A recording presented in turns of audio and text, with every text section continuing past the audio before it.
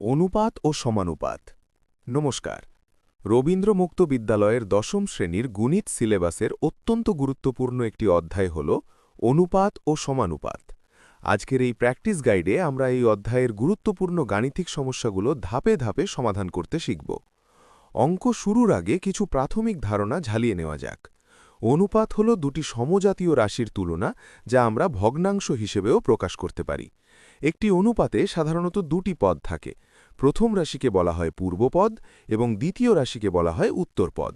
যেমন a:b অনুপাতে a হল পূর্বপদ এবং b হল উত্তরপদ। অঙ্ক ১, এককের রূপান্তর। প্রথম অঙ্কে আমাদের ৪ মাস এবং ১ বছর ৬ মাসের অনুপাত নির্ণয় করতে হবে।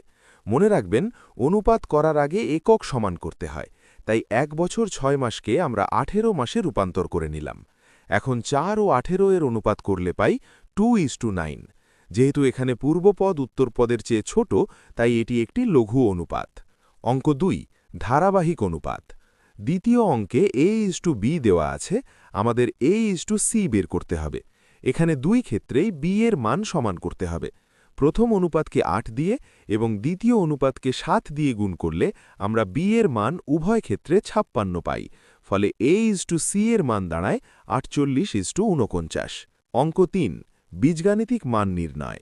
যদি x:y সমান 3:4 হয়, তবে একটি বীজগাণিতিক রাশির মান কিভাবে বের করবে? প্রথমে x সমান 3 কে এবং y সমান 4 কে ধরে নিতে হবে। এরপর প্রদত্ত রাশিতে মানগুলো বসিয়ে সরল করলে আমরা উত্তর পাই 9:10। অঙ্ক ৪, ধ্রুবক নির্ণয়। ৪ নম্বর অঙ্কে p:q সমান 5:7 এবং তাদের বিয়োগফল দেওয়া আছে।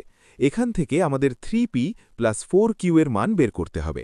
ধ্রুবক k ব্যবহার করে আমরা প্রথমে p ও q এর প্রকৃত মান বের করব। k এর মান 2 বের হওয়ার পর আমরা p সমান 10 এবং q সমান 14 পাই, যা মূল সমীকরণে বসালে উত্তর আসে 86। অঙ্ক ৫, বজ্রগুণন পদ্ধতি। যখন অনুপাত থেকে x:y এর মান বের করতে বলা হয়, তখন আমরা বজ্রগুণন বা ক্রস মাল্টিপ্লিকেশন পদ্ধতি ব্যবহার করি। অনুপাতটিকে ভগ্নাংশ আকারে লিখে কোনাকুনি গুণ করার পর x এবং y কে আলাদা করলেই আমরা কাঙ্ক্ষিত অনুপাত পেয়ে যাই। এখানে উত্তরটি হল 40:19। অঙ্ক ৬, পদ পরিবর্তন। 2:5 অনুপাতের উভয় পদের সাথে কত যোগ করলে অনুপাতটি 6:11 হবে? ধরি সংখ্যাটি x। এরপর সমীকরণ গঠন করে সমাধান করলে দেখা যায় উভয় পদের সাথে 8/5 যোগ করলে নতুন অনুপাতটি পাওয়া যাবে। অঙ্ক ৭, সম্পর্ক স্থাপন ও প্রমাণ। এই অঙ্কটিতে একটি বড় অনুপাত থেকে আমাদের প্রমাণ করতে হবে যে 2x + y = x + 2y সমান 11:13।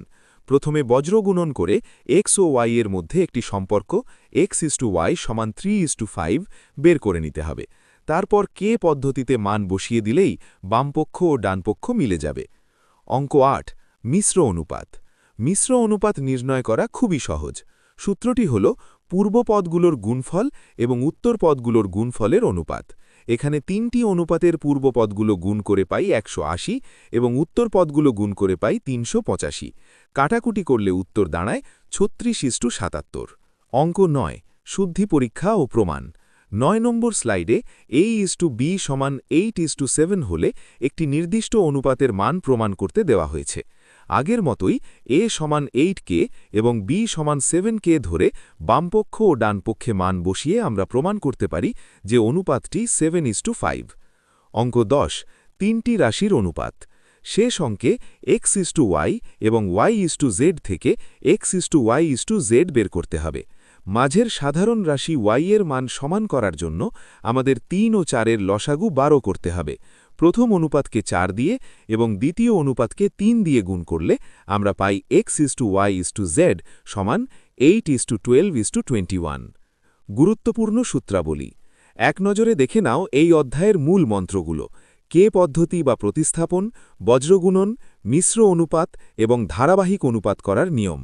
এই 4টি নিয়ম জানলে এই অধ্যায়ের যে কোনো অঙ্ক সমাধান করা সম্ভব। অনুপাত ও সমানুপাতের এই অঙ্কগুলো নিয়মিত প্র্যাকটিস করলে তোমরা পরীক্ষায় অবশ্যই ভালো ফলাফল করবে।